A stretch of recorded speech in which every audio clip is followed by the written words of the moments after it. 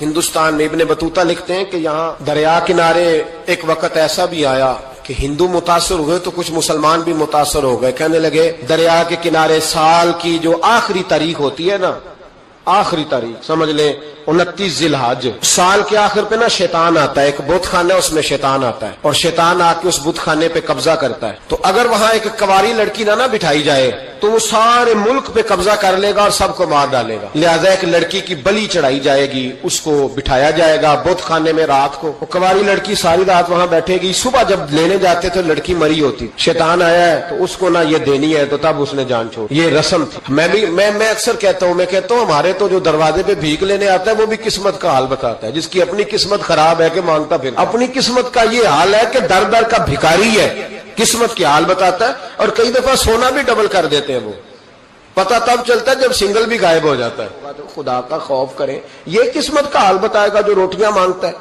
کچھ تو تھوڑا سا معیار زندگی بنائے. ہم مسلمان ہیں، ان کا بھی نظریہ بن گیا. مسلمان بھی اس نظریے کا شکار ہو گئے کہ جناب سال کے آخر میں ایک کواری لڑکی بٹھائیں گے ورنہ وہ سارے ہندوستان کو مار دے گا.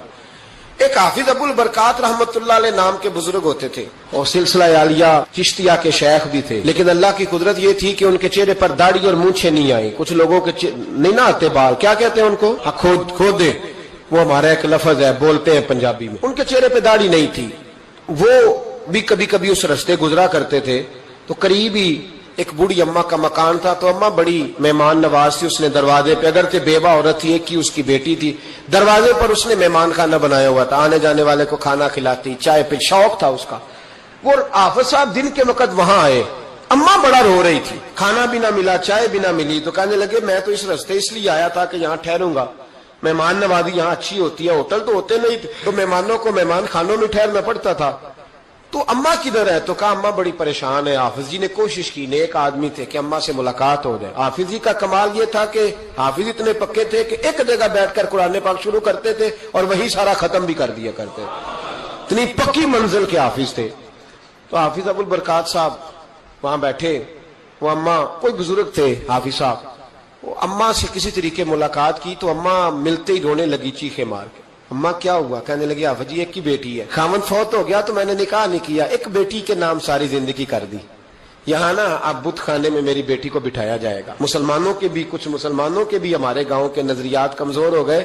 یہاں بچی کو بٹھایا جائے گا اور سویرے وہ مر جائے گی میری بیٹی. قرآن اندازی ہوئی ہے تو میری بیٹی کا نام نکل آیا. اب بیٹی کو جانا ہی پڑے گا. یہ ہمارے ان کچھ علاقوں کا طریقہ ہے. حافظ جی کہنے لگے اماں تو اس طرح کر، میں لوگوں کو سمجھاتا ہوں کہ یہ غلط ہے، شریعت اس کو پسند نہیں کرتی. تو میرے ساتھ انہوں نے کہا یہ لوگ نہیں مانیں گے، بہت سارے ہندو بھی ہیں، بہت سارے مسلم بھی ہیں، تو گڈمنٹ ہو گئے نظریات، یہ تھوڑی مانیں گے. حافظ جی کہنے لگے اماں پھر ایک اور حل بھی ہے، میرے چہرے پہ کون سا داڑھی ہے، تو بیبیوں والے کپڑے مجھے دے، آج میں بیٹھتا ہوں وہاں دیکھتا ہوں کون سا شیطان آتا ہے. عقیدہ مضبوط ہو نا. اقبال کیا کہتے ہیں ارادے جن کے پختہ ہو، نظر جن کی خدا پر ہو، تلا تم خیز موجوں سے وہ گھبرایا نہیں کرتے. کہا مجھے دو کپڑے بیبیوں والے، میں بیٹھتا ہوں. اماں کہنے لگی وہ شیطان واقعی آتا ہے. آج تک جتنی بچیاں گئی ہیں سویرے مردہ ملی ہیں. بڑی سمجھنے والی بات ہے، غور کرنا. جتنی گئی ہیں ساری مردہ آئی ہیں. تو حافظ جی آپ کو جب وہ شیطان رات کو دیکھے گا نا، آپ آئے ہیں تو آپ کے تو وہ زیادہ ٹکڑے کرے گا کہ اس نے دھوکہ کیا، مرد ہو کے عورتوں کی جگہ پہ آیا. آپ نہ گئے. حافظ جی کہنے لگے ٹکڑے میرے ہونے ہیں نا، آپ فکر نہ کریں. دریا کنارے بت خانہ تھا. حافظ جی عورتوں والا لباس پہن کے وہاں بیٹھ گئے. حافظ صاحب کہتے ہیں 3 دفعہ میں نے رات کو باہر نکل کے دریا پہ وضو بھی کیا. ساری رات میں نے قرآن پاک پڑھا اور جب فجر کا وقت ہوا تو باہر نکل کے میں نے اذان پڑھی. لوگ آئے تو میں نے جماعت کرائی. اور فرماتے ہندو مسلمانوں سب کو بلا کے میں نے کہا کہ اگر آج کے بعد شیطان نہ آئے تو ہندو کلمہ پڑھتے ہو سارے؟ انہوں نے کہا جی پڑھتے ہیں. فرمایا لو پھر میں بالکل صحیح سلامت آ گیا، کوئی شیطان نہیں آیا. کہتے سب ٹھیک ہو گیا. اب لوگ کہنے لگے حافظ جی بات تو آپ کی ٹھیک ہے پر وہ بی بی کیسے مر جاتی تھی؟ جس کو ہم رات کو بٹھاتے تھے سویرے مردہ ملتی تھی تو اس کو کون مارتا تھا اگر شیطان نہیں آتا؟ حافظ جی سمجھانے لگے کہ شیطان وسوسہ دیتا ہے پر زندگی موت اس کے ہاتھ میں. وسوسہ دیتا ہے، جتنی اس کو گنجائش ہے وہ کرتا ہے. کہا پھر وہ بی بی کیسے مرتی تھی؟ تو حافظ جی نے ایک بہت بڑی بات سمجھائی. کہنے لگے اصل بات یہ، جس آدمی کو پتا ہو نا میں نے سویرے مر جانا ہے وہ ڈر سے ہی مر جاتا ہے. جس کو پتا ہو نا کہ میں یہاں مرنے آیا ہوں تو وہ ڈر سے ہی. فرمانے لگے اس کا عقیدہ کمزور ہو جاتا تھا، وہ نفسیاتی طور پر سمجھتی تھی کہ میں نے مرنا ہی مرنا ہے. تو خوف ہوتا تھا, کوئی قریب نہیں آتا تھا, دریا اور جنگل دائیں بائیں, تو صبح تک اس عورت کا دل بند ہو جاتا تھا, تو وہ خوف سے ہی اسے کوئی شیطان نہیں مارتا تھا. تو فرمانے لگے جن لوگوں پر خوف طاری ہوتا ہے نا انہیں کوئی بھی نہیں مارتا, وہ اندر کے خوف سے ہی مارتا. اندر کے خوف, بہت سارے لوگ ایسے ہیں جو نفسیاتی طور پر مر گئے, اندر کے خوف سے وہ لوگ مر گئے, اس لیے کہ وہ اپنے آپ کو مضبوط نہ کر پائے, اندر سے مضبوط کرے اپنے آپ. کسی خاص عہدے پہ مقام پہ جگہ نہیں ملتی, نوجوان تھا اور یتیم بھی تھا, شوق بن گیا دین پڑھنے کا. محلے دار علاقے والے کہنے لگے کہاں سے کمائے گا, نہ باپ ہے نہ ماں ہے نہ گھر ہے, کہاں سے. حضرت رومی کہتے ہیں نوجوان نے جنگل میں جھونپڑی لگا لی, وہاں وہ صبح مدرسے جاتا, شام کو جنگل میں رہتا, وہاں اللہ اللہ کرتا, سبق یاد کرتا. ایک دن بادشاہ کی بیٹی رستہ بھول گئی, جنگل میں آئی سہیلیوں کے ساتھ, باڈی گارڈ بھی ساتھ تھے, پر رستہ بھول گئی. کھوتی کھوتی شام ہو گئی, ایسی کھوئی کہ جب رات گہری ہو گئی تو آ کے اس نوجوان کے پاس رکی اور چلانے لگی. شیر کے دھاڑنے کی آواز آتی ہے, بھیڑیے کے بولنے کی آواز آتی ہے. نوجوان اکیلا, سہیلیاں بچھڑ گئیں, گارڈ بچھڑ گئے. کہنے لگی میں پریشان ہوں, مجھے جگہ مل جائے گی. نوجوان کہتا میں نے شہزادی دیکھی اور مجھے بھی پتا تھا کہ گھر ایک ہی ہے, اور رات کو اندر سے دروازہ بھی بند کرنا پڑتا ہے, جنگل جانور بھی آ جاتے ہیں. کہتے میری چھوٹی سی کٹیا میں جھونپڑی میں وہ آئی, رو کے کہنے لگی سہارا کوئی نہیں, اگر میں پیچھے نکلوں گی تو بھیڑیے کھا جائیں گے. کہتے میں نے اسے جگہ دے دی. اکیلی عورت, چراغ جل رہا ہے, سبق یاد کر رہا ہوں. میرے نبی پاک نے فرمایا جہاں مرد عورت اکیلے ہو تیسرا شیطان ہوتا ہے. اور شہزادی, وہ بچہ کہتا ہے سبق یاد کرتا رہا ساری رات. وہ بچی کو کہا سو جا, پر وہ کہتی ہے نیند مجھے بھی کہاں آئی. ایسے موقع پر نیند, ساری رات سبق یاد کرتا, تھوڑی تھوڑی دیر کے بعد چراغ جلتا تو اس پہ انگلی رکھتا, ہاتھ جلتا تو پیچھے کھینچ لے, پھر دوسری انگلی رکھتا, تھوڑی دیر کے بعد جلتا تو کھینچ لے, ہاتھ سارا جل گیا. صبح کرنیں چمکی تو کہنے لگا چل نکل جا, دوڑ جا, بس بڑا صبر کا امتحان ہو گیا, چلی جا. شہزادی باہر نکلی, سپاہی ڈھونڈ رہے تھے, بادشاہ خود جنگل میں نکلا ہوا تھا, میری بیٹی مل گئی. بادشاہ تنہائی میں جا کے کہنے لگا بیٹا میں دنیا کو بتاؤں گا کہ میری بیٹی کھوئی نہیں تھی, سپاہی ساتھ ہی تھے. یہ بڑا مشکل ہوتا ہے, بیٹی تو بھول کے بھی رات کہیں رہ پڑے تو لوگ جینے نہیں دیتے, تو بیٹا مشکل ہو جائے گا میرے لیے. کہاں تھی؟ اس نے کہا نیک نوجوان کے پاس. اس نے کہا بیٹا میں تو تیری بات مانوں گا پر دنیا نہیں مانے گی. اگر اس نوجوان نے کسی کو بتا دیا کہ تو اس کے پاس تھی تو پھر لوگ میرا جینا محال کر دیں گے. بیٹا میں مر جاؤں گا, میری مجبوری یہ ہے کہ وہ کہیں راز نہ اگل دے وہ نوجوان, اسے قتل کرنا پڑے گا. عورت نے منتیں کی, اس بیٹی نے کہا میرے محسن کو مارو گے, روئی. اور وہ کہنے لگا میں بادشاہ ہوں, میرا اپنا وقار ہے, میں اس کو چھوڑ نہیں سکتا. گرفتار کر لائے سپاہی. وقت طے ہو گیا سزا کا. اکیلے کال کوٹری میں رکھا گیا, جو اس کے خاص اعتبار والے تھے ان کی ڈیوٹی لگائی. بادشاہ نے بلایا طالب علم کو, آیا. عورت کہنے لگی, بیٹی کہنے لگی ایک دفعہ تو بلاؤ نا, ایک سوال بس پردے میں رہ کے پوچھنا ہے, اور پھر جو آپ کا جی چاہے میرے محسن کو مارنا تو ہے, تو مرضی آپ کی. سامنے کھڑا کیا نوجوان, پردے کے پیچھے عورت کھڑی ہو گئی. بادشاہ بیچ بیٹھ گیا. بی بی کہنے لگی ساری رات بیدار میں بھی رہی, سویا تو بھی نہیں. وہ جو تو چراغ کے قریب ہاتھ لگا کے جلاتا تھا وہ سمجھ نہیں آئی. نوجوان رو پڑا, کہنے لگا کیا کروں, میں نے رسول اللہ کا دین پڑھا ہے, کیا کروں, میں نے حضور کا دین پڑھا ہے. میں نے پڑھا ہے کہ زانی کو سب سے نیچے دوزخ کے سب سے نچلے درجے میں جلایا جائے گا, اسے جہنمیوں کا پیپ اور ریشہ پلایا جائے گا, گند کھلایا جائے گا. یہ روایتیں پڑھی ہوئی تھی. تھوڑی تھوڑی دیر کے بعد شیطان مجھے کہتا تھا بدکاری کر لے. میں اپنا ہاتھ اسی وقت جب شیطان مشورہ دیتا تو میں آگ پہ کرتا, میں کہتا اگر یہ برداشت ہو گئی تو وہ بھی ہو جائے گی. جب ہاتھ جلتا تو میں سمجھ جاتا نہیں تجھ سے تو یہ نہیں برداشت ہوتی تو وہ کیسے ہوگی. پھر مجھے شیطان مشورہ دیتا کوئی دیکھ نہیں رہا, تو بلانے نہیں گیا, خود آئی, میں دوسری انگلی لگا دیتا. میں نے ہاتھ جلایا اور میں سمجھ گیا جب چھوٹے سے چراغ کی اتنی سی شمع کی آگ نہیں برداشت ہوتی تو دوزخ کی کیسے برداشت ہوگی. کہتا میں باز آیا. بادشاہ نے یہ کہانی سنی, لفظ سنے تو چیخ مار کے رویا.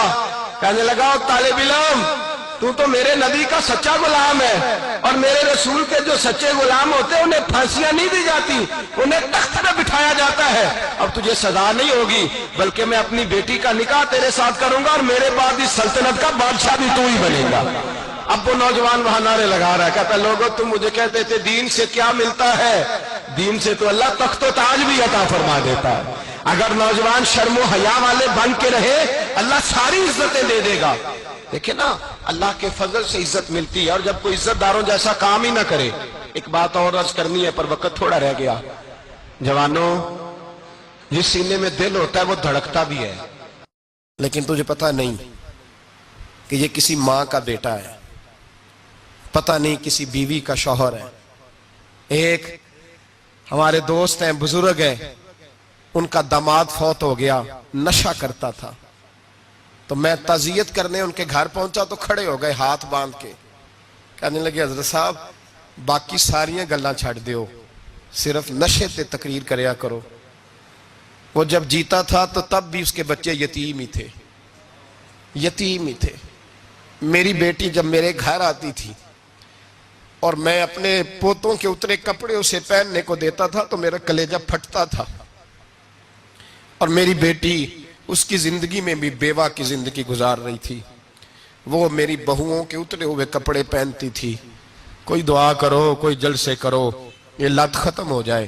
اور کہنے لگا اب میرے وہ چلا تو گیا ہے، دادا دادی اس کے پہلے کوئی نہیں، چچا ہے کوئی نہیں، جب تک تو میں زندہ ہوں ان نواسوں کو کوئی روٹی کا لقمہ، کوئی کپڑا مل جائے گا، لیکن سوچتا ہوں میں بوڑھا ہوں، مر گیا تو ان کو کوئی پوچھے گا بھی نہیں، کون ان کی خبر۔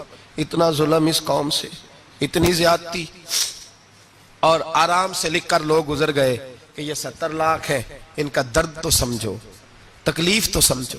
7 فٹ کا سونا جوان اور نشے کا عادی ہے تو کسی نالی میں پڑا ہوا ہے۔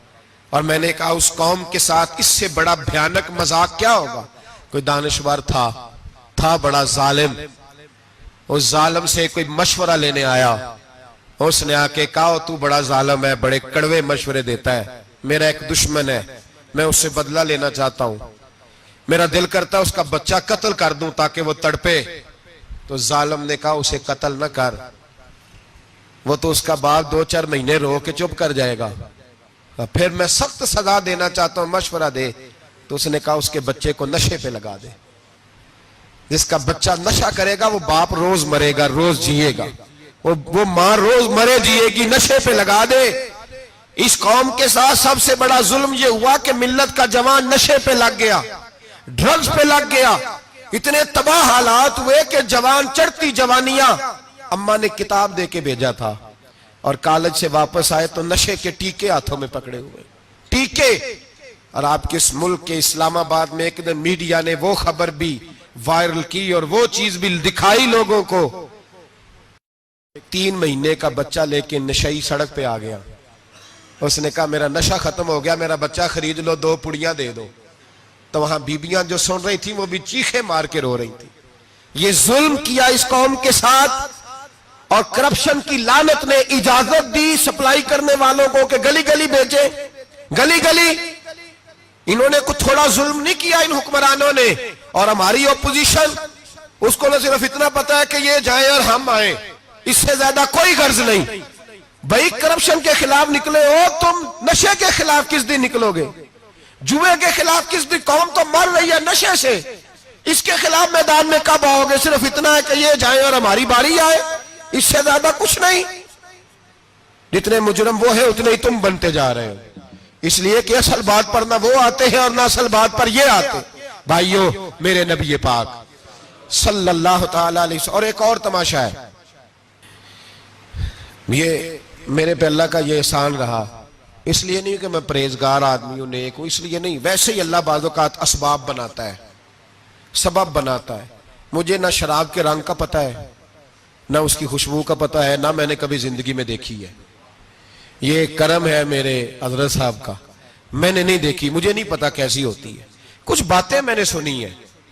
ایک محفل میں بیٹھا تھا مجلس میں، تو ایک شخص نے کہا کھانسی نہیں جاتی بچے کی، دوسرا اس کو مشورہ دے رہا ہے، کھانسی نہیں جاتی، بڑی دوائی، دیسی بھی، فلاں بھی، بڑی کھائی، مشورہ دیا اس کو کہ تو اس طرح کر، اس کو نا شراب کے 2-4 چمچے پلاؤ. کہتے ہیں جی اس کو نا یہ پلاؤ تو صحیح ہو جائے گی. تو میں نے پلٹ کے اس کی طرف دیکھا، میں نے کہا کوئی عقل کر، کیا مشورہ کرنا مولانا، میرا تجربہ ہے. میں نے کہا تیرا تجربہ افضل ہے یا رسول اللہ کا فرمان زیادہ افضل ہے؟ تیرا تجربہ افضل ہے. حضرت ام سلمہ رضی اللہ تعالیٰ عنہ کہتی ہے میں نے عرض کی یا رسول اللہ صلی اللہ علیہ وسلم میری بچی بڑی بیمار ہے، تو مجھے کسی نے کہا ہے یہ تھوڑی سی نشے والی چیز ہے، یہ بنا کے تیار کر کے دو، صحیح ہو جائے گی. بیمار ہے بچی تو یہ نشے والی چیز ہے، اس کو تیار کر کے دو، تھوڑا نشہ ہے. اگرچہ بعض، میں نے شروع میں کہا، بعض لوگ مریض کو، سخت مریض کو ایسی ادویات جو مجبوری بن جائے اس کی گنجائش اور اجازت دیتے ہیں. محتاط علماء تو اس میں بھی بہت ساری چیزیں پہلے بیان کرتے ہیں، لیکن اس نے کہا جی میرا نشہ دینا ہے شفا کے لیے. تو حضرت ام سلمہ کہتی ہے میرے نبی پاک نے میری طرف دیکھا، میری طرف.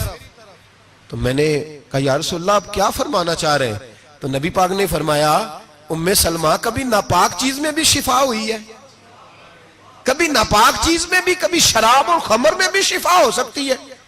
شفا رب کریم نے رکھی ہے پر شہد کے اندر رکھی ہوئی ہے، شفا اللہ نے رکھی ہے قرآن مجید میں رکھی ہوئی ہے. تو اس میں بھی کبھی یہ حضور نے بیان کیا ہے کہ اس کے اندر شفا ہو سکتی، تو امت کتنی دلیری کرتی ہے جو یہ مشورے دیتی ہے کہ اس کے اندر نشہ ہے، شراب ہے، تو کھانسی چلی جائے گی تو فلانی بیماری چلی جائے گی. نہ آؤ ان چیزوں پہ، نہ اپنے ایمان کو خرابی دو، اور نہ ایسی باتیں کرو جس سے کہ ڈائریکٹ رسول اللہ صلی اللہ علیہ وسلم کے واضح ارشادات کی مخالفت ہو. میرے نبی پاک صلی اللہ علیہ وسلم نے فرمایا. اور پھر کچھ لوگ کہتے ہیں تھوڑی پی ہے جی. اب تو میں تجزیے میں پڑھ رہا تھا کہ ایسی شراب ایجاد ہو گئی ہے، لوگ شراب پیتے ہیں اور وہ مست بھی رہتے ہیں، کار بھی چلاتے رہتے ہیں. کہتے ہیں جی نہیں ہمارا ذہن معاف نہیں ہوا تو یہ والی صحیح ہے، نشہ نہیں لاتی. میرے نبی پاک صلی اللہ علیہ وسلم نے فرمایا جس چیز کی تھوڑی مقدار، زیادہ مقدار حرام ہے اس چیز کی تھوڑی مقدار بھی حرام ہے. جس کی زیادہ مقدار حرام ہے اس کی تھوڑی بھی. تو خمر اور شراب اگر فل پینا جائز نہیں تو تھوڑی پینا بھی جائز، یہ حرام ہے اور حرام تھی اور قیامت تک حرام ہی رہے گی. میرے نبی پاک صلی اللہ علیہ وسلم نے منع کیا اور حضور نے اظہار ناپسندیدگی فرمایا. فرمایا 40 دن تو عبادت ہی قبول نہیں ہوتی شراب پینے والے جب تک سچی توبہ نہ کرے. ایک دن صحابہ بیٹھے تھے سارے، حضرت ابو بکر صدیق بھی تھے، فاروق اعظم بھی تھے، عثمان غنی بھی تھے، ڈھیر ساری تعداد تھی صحابہ کی، سارے تشریف فرما تھے. حضرت عبداللہ ابن عمر رضی اللہ تعالیٰ عنہ حدیث کے راوی ہیں اور مستدرک للحاکم کے اندر، ابن حبان کے اندر یہ روایت موجود ہے. فرماتے ہیں صحابہ نہ بات کر رہے تھے اور بات یہ کر رہے تھے کہ یار لوگوں کو گناہوں سے کیسے روکا جائے، لوگوں کو گناہوں سے گفتگو. صحابہ یہ کر رہے تھے. عبداللہ ابن عمر کہتے ہیں بیٹھے تھے اور جو گفتگو کر رہے تھے کہ گناہوں سے پلاننگ جی ہوتی تھی. ان کی جو محفلیں ہوتی تھی نا بیٹھ کے، وہ خوش گپیاں نہیں ہوتی تھی بلکہ وہ تبلیغ کی، جد و جہد کی، لوگوں کو برائی سے منع کرنے کے لیے بیٹھتے تھے، اس پر منصوبہ بندی کرتے تھے، پلان کرتے تھے، آگے ترتیب دیتے تھے. گفتگو ہو رہی تھی تو اب آپس میں بات ہونے لگی کہ کون سا گناہ زیادہ برا ہے جس پر سب سے پہلے کام کیا جائے. تو دور ایک صحابی بیٹھے تھے، ان کا نام تھا عبداللہ ابن عمر. ایک عبداللہ بن عمر ہے اور ایک عبداللہ ابن عمر ہے. حضرت عبداللہ ابن عمر دور بیٹھے تھے، بڑے سمجھدار سیانے باریک بین آدمی تھے. تو حضرت عمر فاروق اپنے بیٹے سے کہنے لگے جا عبداللہ ابن عمر سے پوچھ کے آ کہ سب سے سخت گناہ کون سا ہے. توجہ ہے میرے بھائیوں، ادھر دیکھیے گا میری جانب، پوچھ کے آ کہ سخت گناہ کون سا ہے. عبداللہ بن عمر رضی اللہ تعالیٰ عنہ کی خدمت میں جب عبداللہ ابن عمر گئے تو جا کے کہنے لگے کہ صحابہ پوچھتے ہیں کہ آپ نے زیادہ وقت گزارا ہے نبی رحمت صلی اللہ علیہ وسلم کے پاس، تو بتلائیے برا گناہ کون سا ہے، سب سے سخت گناہ، تاکہ سب سے پہلے اس پر پابندی لگائی جائے، اس پر محنت کی جائے. تو حضرت عبداللہ ابن عمر کہنے لگے صحابہ کو جا کے بتا دو کہ سب سے برا گناہ شراب پینا ہے، سب سے برا گناہ، اور یہ ام الخبائث ہے، برائیوں کی جڑ ہے، گناہوں کی ماں ہے، یہ بنیاد ہے، باقی گناہ اسی سے شروع ہوتے ہیں.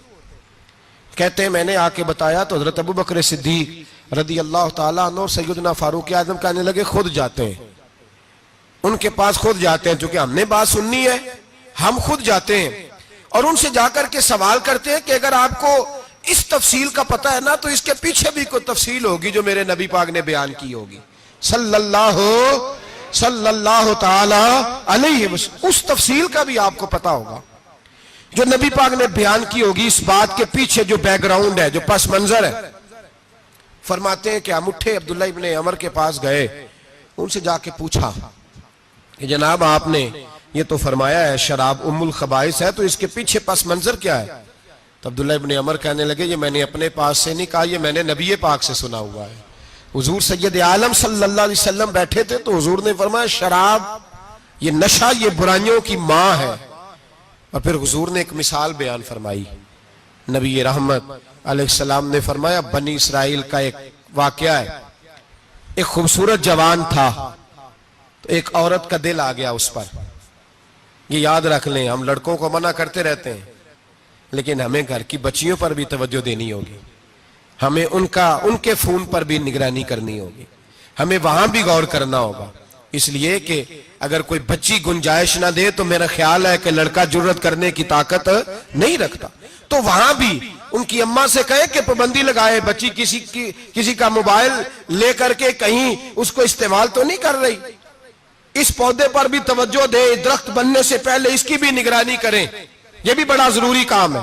عورت کا دل آ گیا تو نبی پاک علیہ السلام فرماتے اس نے کوئی بہانہ لگایا، کسی کو کہا کہ اس نوجوان کو بلا کے لاؤ، اس کو کہو کہ ہم نے کوئی گواہی لینی ہے تجھ سے۔ وہ نوجوان آیا، ایک کمرے میں داخل ہوا تو اگلے کمرے میں لے گئے، وہاں داخل ہوا تو اس سے اگلے کمرے میں لے گئی، وہ داخل ہوا تو اسی طرح 7 مکفل کمروں میں لے گئی۔ میرے کریم رسول میرے محبوب پاک علیہ السلام فرماتے ہیں، صحابہ کو سمجھا رہے ہیں میٹھے لب و لہجے میں، فرماتے ہیں جب سب سے پچھلے کمرے میں لے گئی تو ایک لڑکا بندھا ہوا تھا وہاں رسیوں سے، شراب کا پیالہ پڑا ہوا تھا، اور بی بی کہنے لگی کوئی گواہی شواہی نہیں لینی، تجھے اس لیے بلایا ہے کہ تیرے اوپر دل آ گیا ہے، اب میرے ساتھ منہ کالا کر۔ تو وہ جوان کہنے لگا نہیں، میں نے اپنے نفس کو پاک رکھا ہوا ہے، میری نظر بھی پاک ہے، دل بھی پاک ہے، اور اس کی برکت یہ ہے کہ رب نے میری روح کو بھی پاک رکھا ہوا ہے، تو میں یہ حرکت نہیں کر سکتا۔ پاک لوگ پلید کاموں کی جانب توجہ نہیں کرتے، میں یہ حرکت نہیں کر سکتا۔ اقبال نے اپنے بیٹے کو دعا دی تھی، اس نے کہا تھا حیا باقی نہیں ہے زمانے کی آنکھ میں، خدا کرے کہ رہے تیری جوانی بے داغ، خدا کرے کہ رہے تیری جوانی بے داغ۔ کہا میرے ساتھ منہ کالا کر، اس نے کہا میں نہیں کرتا۔ کہنے لگی چل پھر اس کو قتل کر، اس کو میں نے باندھا ہوا۔ اس نے کہا میں قتل کیوں کروں، میری کیا دشمنی ہے؟ کہا پھر شراب پیو، کہا میں شراب بھی نہیں پیتا۔ تو کہنے لگی اب تو میں نے تجھے اپنے چنگل میں پھانس لیا ہے، اب تو یہاں سے بچ کے جا نہیں سکتا، اور اگر تو باہر جائے گا تو میں شور کروں گی، لوگ جمع کروں گی، اس نے میری عزت آبرو پہ ہاتھ ڈالا ہے، تو بچ تو نہیں سکتا، ایک کام تو کرنا پڑے گا۔ محبوب فرماتے ہیں اس نوجوان نے سوچا کہ زنا بھی بہت بڑا جرم ہے، قتل بھی بہت بڑا گناہ ہے، چلو اب مجبوری ہے تو شراب پی لیتا ہوں۔ لیکن وہ سمجھا نہ کہ شراب تو بنیاد ہے، اس نے ایک پیالہ جو پیا کہنے لگا ایک اور دے دو، دوسرا پیا تو کہنے لگا ایک اور دے دو، اب 3 پیالے 3 بوتلیں شراب جو پی چکا تو خماری چڑھ گئی۔ اب اس عورت کے قریب جانے لگا کہ میں تیرے ساتھ زنا کروں گا، اس نے کہا جب تک میں قریب نہیں آنے دوں گی جب تک تو اسے قتل نہ کرے۔ اس نے اسے قتل بھی کیا، زنا بھی کیا۔ تو محبوب فرمانے لگے یہ قتل اور زنا جو ہوا ہے تو یہ شراب کی وجہ سے ہوا ہے، گویا شراب وہ جرم ہے جو قتل بھی کرائے گی، جو زنا بھی کرائے گی۔ اور اگر آپ نشئی کو دیکھیں، اگر آپ شرابی کو دیکھیں تو کیا وہ ڈکیتیاں نہیں کرتا پھرتا، وہ چوریاں نہیں کرتا، وہ اپنی ہی ماں کا زیور نہیں بیچ آتا، وہ اپنی ہی بہن کا پڑا ہوا جہیز نہیں بیچ آتا، وہ اپنے ہی گھر میں ڈاکے نہیں ڈالتا، وہ اللہ کے گھر مسجد میں آ کر کے چوری نہیں کرتا، وہ صرف اس لیے کرتا ہے کہ یہ نشہ، یہ شراب، یہ ماں ہے گناہوں کی، یہ جڑ ہے۔ ملت کے لوگوں یاد رکھو، اس امت اس پاکستان کے ساتھ جہاں بہت سارے ظلم ہوئے، وہاں بڑا ظلم یہ ہے کہ بہت بڑا طبقہ جوانوں کا نشے کا عادی ہے. وہ نشہ انہیں عشق مجازی اور عورتوں کے عشق کی جانب لا رہا ہے. وہ نشہ چوریاں کرا رہا ہے، قتل کرا رہا ہے، ڈکیتیاں کرا رہا ہے. بہت بڑے ظالموں نے بہت بڑے ہاؤس بنائے ہوئے ہیں جن کے اندر شراب فراہم کی جاتی ہے، نشہ دیا جاتا ہے. میں نے تو ایسے ایسے لفظ سنے کہ الیکشن کے دنوں میں ووٹ لینے کی خاطر سیاستدان انہیں نشہ فراہم کرتے ہیں، انہیں باندھ کے رکھتے ہیں، روز تمہیں پڑیا ملے گی، ووٹ ہمیں ڈالنا. اتنا ظلم، اتنی زیادتی، اتنا جبر، ایک انسان کے ساتھ کھیلنا. لوٹ آؤ، پکڑو ان کا دامن، اپنے گھروں کو بچاؤ، اپنے دوستوں کو بچاؤ. جاگو جاگو امت کے لوگوں، جاگو. میرے نبی پاک صلی اللہ علیہ وسلم کے کلمہ گو لوگوں کو بچاؤ. ان پر اگر سختی کرنی پڑتی ہے تو کرو، پیار کرنا پڑتا ہے تو کرو، محنت کرو، جدوجہد کرو. کوشش کرنا کہ انسان کانٹوں والی زندگی نہ گزارے بلکہ پھولوں کی طرح وقت گزارے. اپنے وجود پر کچھ تکالیف سہ لے، تھوڑی سی آزمائش سے خود گزر لے، لیکن کسی کے دامن میں کبھی کانٹے نہ ڈالے. کبھی کسی شخص کو اپنے لب و لہجے سے تکلیف نہ دے. زخم تو کئی دفعہ ان پہ مرہم لگتا ہے تو وہ صحیح ہو جاتے ہیں، لیکن لفظوں سے نکلے ہوئے تیر، جو زبانوں کو سے نکلی ہوئی باتیں جو دلوں کو گھائل کرتی ہیں، ان کے زخم بڑی مشکل سے بھرا کرتے ہیں.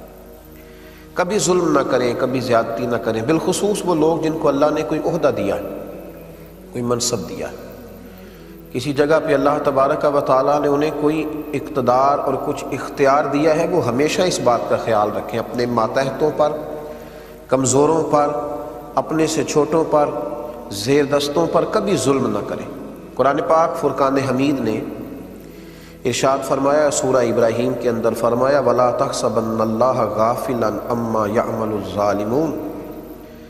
فرمایا اللہ تبارک و تعالیٰ کو ہرگز بے خبر نہ جاننا ظالموں کے کاموں سے. اللہ ظالموں کے کام سے بے خبر نہیں، وہ جانتا ہے ظالم کیا کر رہے ہیں. اللہ تبارک و تعالیٰ کے علم میں ہے کہ ظالم کس قدر زیادہ لوگوں کو تکلیف دے رہے ہیں، اسے بے خبر نہ جاننا. پھر ہو کیا رہا ہے؟ فرمایا انما یؤخرہم لیوم تشخص فیہ الابصار. فرمایا اللہ تو انہیں ڈھیل دے رہا ہے اس دن کے لیے جس دن آنکھیں کھلی کی کھلی رہ جائیں گی. لوگوں کو خبر ہی نہ ہوگی کہ یہ والی سزا بھی ممکن تھی، ایسا بھی ہو سکتا تھا، یہ بھی ممکن تھا. پھر آنکھیں کھلی کی کھلی رہ جائیں گی. انہیں پھر پتہ چلے گا کہ جب ہم نے ظلم کیے تھے تو اب اس کی یہ سزا ہے. نبی کریم علیہ السلام نے ارشاد فرمایا کہ اللہ فرماتا ہے، اس کو کہتے ہیں حدیث قدسی، جس کو حضور علیہ السلام بیان کریں اور فرمان اللہ تبارک و تعالیٰ. اللہ فرماتا ہے، جیسے یہاں کہا نا انما یؤخرہم لیوم تشخص فیہ الابصار، اللہ انہیں ڈھیل دے رہا ہے اس دن کے لیے جس دن آنکھیں کھلی کی کھلی رہ جائیں. مسلم شریف میں نبی پاک علیہ السلام ارشاد فرماتے ہیں کہ اللہ تبارک و تعالیٰ فرماتا ہے کہ ظلم حرام ہے. جب میں کسی بندے کے ساتھ ذرہ برابر بھی زیادتی نہیں کرتا تو میں اپنے بندوں پر بھی اس کو حرام رکھتا ہوں کہ وہ بھی ایک دوسرے پر ظلم نہ کرے. یار کتنا خوبصورت اور صاف ستھرا اور کتنا زبردست یہ فکرہ ہے. کس قدر زیادہ اس جملے کے اندر طاقت ہے کہ نبی پاک صلی اللہ علیہ وسلم نے فرمایا کہ قیامت کے دن جو اندھیرے تمہیں گھیریں گے نا، قیامت کے اندھیروں میں سے سب سے بڑا اور گمبھیر اندھیرا تمہارے ظلم کا اندھیرا ہوگا. جو اندھیرے تمہیں قیامت میں گھیر لیں گے، ظلم قیامت کی تاریکیوں میں سے تاریکی ہے، یہ تمہارے راستے کی رکاوٹ بنے گی. یہ وہاں جنت کی طرف جب تم جا رہے ہوگے تو اندھیرا کر دے گی تمہارے آگے. ظلم قیامت کے اندھیروں میں سے ایک اندھیرا ہے. نبی پاک صلی اللہ علیہ وسلم نے صحابہ سے سوال پوچھ لیا، فرمایا بتاؤ مفلس کون ہوتا ہے، غریب کون ہوتا ہے؟ بتاؤ تم میں مفلس کس کو سمجھتے ہو، غریب کون ہوتا ہے؟ صحابہ نے عرض کی یا رسول اللہ صلی اللہ علیہ وسلم ظاہر سی بات ہے جس کے پاس پیسے نہ ہو، مکان کرائے کا ہو، بیچارہ تنگ دست ہو، مجبوری میں وقت گزار رہا ہو، ہم اسے مفلس اور غریب کہتے ہیں، تو حضور صلی اللہ علیہ وسلم نے فرمایا نہیں، یہ بخاری مسلم کی حدیث ہے، فرمایا نہیں بھائی، میری امت میں تو مفلس اور غریب وہ ہے جو قیامت کے دن احد پہاڑ کے برابر نیکیاں لے کے آئے گا۔ اب یہ ایک نئی بات ہے کہ احد پہاڑ کے برابر نیکیاں اور پھر بھی مفلس ہے، پھر بھی غریب ہے، تو حضور صلی اللہ علیہ وسلم نے فرمایا نیکیاں احد پہاڑ کے برابر ہوں گی، نفل، عبادتیں، ریاضتیں، تلاوتیں، حج، عمرے، بڑا کچھ، لیکن جب اس کی نیکیوں کا ڈھیر لگے گا نا تو وہ لوگ بھی آئیں گے جن کو گالیاں دیا کرتا تھا، وہ لوگ بھی آئیں گے جن کو ستایا کرتا تھا، اس کے وہ ملازم بھی آئیں گے جن کو جھڑک دیتا تھا، اس کے وہ غریب رشتہ دار بھی آئیں گے جن کو رسوا کرتا تھا، اور اس کے محلے کے وہ کمزور لوگ بھی آئیں گے جو صرف اپنی کمزوری کے سبب بول نہیں پاتے تھے، دل ٹوٹتے تھے، بستر میں رضائی میں منہ دے کے روتے تھے، لیکن بیچارے بول نہیں پاتے تھے، وہ سارے آئیں گے اور اللہ کے حضور عرض کریں گے مالک اس پرہیزگار سے، اس تقوی والے سے، اس نمازی سے، حاجی سے پوچھ ہمارے ساتھ کتنے ظلم کیے۔ نبی پاک علیہ السلام نے فرمایا پھر اس کی نیکیاں بٹنی شروع ہوں گی، جس کو مارا کچھ نیکیاں وہ لے جائے گا، جس کا مال دبایا کچھ نیکیاں وہ لے جائے گا، جس کو کمزور ہونے کی وجہ سے ستایا کچھ نیکیاں وہ لے جائے گا۔ جب نیکیاں بٹ جائیں گی، ابھی بھی کچھ لوگ ہوں گے جن پر ظلم کیا تھا، ابھی بھی لوگ ہیں، نیکیاں ختم ہو گئیں، پھر ان لوگوں کے گناہ اس پر ڈالے جائیں گے۔ اللہ کے محبوب فرماتے ہیں کہ اس ظلم نے اسے کنگال کر دیا، اس کے پہاڑ جتنی نیکیاں تھیں پر ظلم نے مفلس کر دیا، غریب کر دیا، اس کے لب و لہجے کی زیادتی نے، اس کے لفظوں کے تیچھے پن، اس کی نگاہوں کی ترش روی نے تکلیف دی، لوگوں کو اذیت دی۔ اس لیے میرے نبی پاک علیہ الصلاۃ والسلام سے عرض کیا گیا تھا یا رسول اللہ صلی اللہ علیہ وسلم، ایک خاتون بڑا ہی صدقہ کرتی ہے لیکن اپنی زبان سے لوگوں کو تکلیف دیتی ہے، حضور نے فرمایا جہنم میں جائے گی۔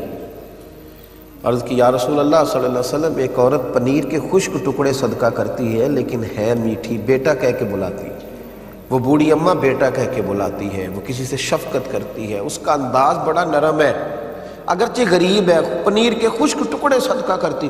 میرے محبوب مسکرائے اور مسکرا کے فرمایا رب کریم اپنے فضل سے اسے جنت عطا کرے گا، وہ جنت میں جائے گی، وہ خاتون اللہ اسے جنت دے گا، اس لیے کہ وہ اللہ کے بندوں کو تکلیف نہیں دیتی، وہ اذیت نہیں پہنچاتی۔ کبھی بھی ایسے رویے نہ اختیار کریں، کبھی بھی اس طرح کا لب و لہجہ نہ بنائیں، کبھی بھی اس طرح کا مزاج نہ بنائیں کہ جس سے لوگوں کو تکلیف پہنچے۔ ہمارا تھوڑا سا ظلم، تھوڑا سا جبر، تھوڑی سی زیادتی یہ بہت بڑی تکلیف کا سبب بنتی ہے۔ اور پھر نبی پاک صلی اللہ علیہ وسلم نے فرمایا اپنے بھائی کی مدد کرو، چاہے وہ ظالم ہو یا مظلوم ہو۔ ایک پہلو یہ بھی ہے اس عنوان پر، اپنے بھائی کی مدد کرو چاہے وہ ظالم ہو یا مظلوم ہو۔ تو صحابہ نے عرض کی یا رسول اللہ صلی اللہ علیہ وسلم، مظلوم کی مدد تو سمجھ میں آتی ہے کہ ظالم کی مدد کیسے کریں؟ مظلوم کی مدد کرنا تو سمجھ میں آیا، ظالم کی مدد کیسے کریں؟ نبی پاک علیہ السلام نے فرمایا اسے ظلم کرنے سے روک دو، یہ تمہاری طرف سے اس کی مدد ہو جائے گی، اسے روک دو ورنہ بڑا الجھ جائے گا، قیامت کے دن بڑی تکلیف میں آ جائے گا، اسے روک دو، اس کا ہاتھ تھام لو، اگر تم اسے بھائی جانتے ہو تو جاؤ جا کر کے منع کرو کہ اپنی بہو پر ظلم نہ کرے، جاؤ جا کے منع کرو کہ اپنی بیوی کو نہ ستایا کرے، جاؤ اسے جا کر کے بتلاؤ کہ اپنے سسرال والوں کو تکلیف نہ دے، جاؤ اسے جا کے کہو کہ اس کی وجہ سے اس کے کئی ملازم درد میں ہیں، تکلیف میں ہیں، ہاتھ پکڑ لو، منع کرو، اس کی مدد ہو جائے گی، وہ بچ جائے گا قیامت کی تاریکیوں سے۔ میرے رسول پاک علیہ الصلاۃ والسلام نے فرمایا جب زمین پہ ظلم ہوتا ہے تو پھر زمین پہ قحط ہوتا ہے، پھر زمینیں فصلیں اگانا چھوڑ دیتی، پھر زمین خوشگواری اور خوشحالی پیدا کرنا چھوڑ دیتی ہے۔ جب زمین پہ ظلم ہوتا ہے تو پھر زمین پر قحط ہوتا ہے، یہ یاد رکھیں، قحط کا سما ہوتا ہے زمین پر۔ میرے رسول پاک علیہ الصلاۃ والسلام نے فرمایا جس بندے نے ایک بالشت برابر زمین پر ظلم کیا، اللہ قیامت کے دن 7 زمینوں کا توق بنا کے اس کے گلے میں ڈال دے گا۔ دیکھیں سب سے زیادہ مشکل موقع وہ ہوتا ہے جب لوگ ہمیں ستاتے ہیں، جب لوگ ہمیں تکلیف دیتے ہیں، چھوٹی سی بات کسی شخص نے کر دی، قوت برداشت ہوتی نہیں، پھر ہم اس کے خلاف منصوبہ بندی کرتے ہیں۔ اور کئی دفعہ ایسا ہوتا ہے کہ اس کی چھوٹی تکلیف کے بعد ہم بڑا سارا ظلم کرتے ہیں اس کے ساتھ۔ جب ہم بدلہ لینے پہ آتے ہیں تو پھر ہمارے اندر اس قدر زیادہ خوفناک عزائم جنم لیتے ہیں کہ سامنے والا بکھر جاتا ہے، ٹوٹ جاتا ہے۔ لیکن اگر ہم تھوڑی دیر حوصلہ کریں، تھوڑی دیر ہم، بھائی وہ جو زیادتی اس نے کی تھی اور تو نے 11 گنا بڑھ کے کر لی، تو اب تو بہت بڑا ظالم ہو گیا، اس کا ظلم تو تیرے ظلم میں دب گیا، تو نے بڑی تکلیف دی۔ اب وہاں اگر تو صبر کر جاتا، اگر تو احتیاط کر لیتا، تھوڑی دیر احساس کرتا، تو پھر تجھے خیال ہوتا کہ اس نے ظلم کیا ہے تو پھر قیامت کے دن اللہ مجھے بدلہ بھی عطا کر دے گا۔ لیکن جب تو نے خود سارا کچھ کر لیا اور بڑھ کے ظلم کر لیا، اب تو وہ مدعی ہو گیا اور تو ہے اس کا ملزم بھی اور مجرم بھی۔ اس لیے میرے بھائی تھوڑا احتیاط اگر کر لیا جائے، اور پھر یہ بھی یاد رکھیں، ممکن ہے کہ آج اس کے ساتھ زیادتی ہو رہی ہے وہ کمزور ہو، لیکن قیامت کے دن وہ طاقتور ہو جائے گا۔ ممکن ہے آج وہ غریب ہو، لیکن قیامت کے دن رب کریم اسے مالا مال کر دے گا، اللہ اسے قیامت کے دن طاقتور کر دے، پھر تم نے بدلہ دینا ہے۔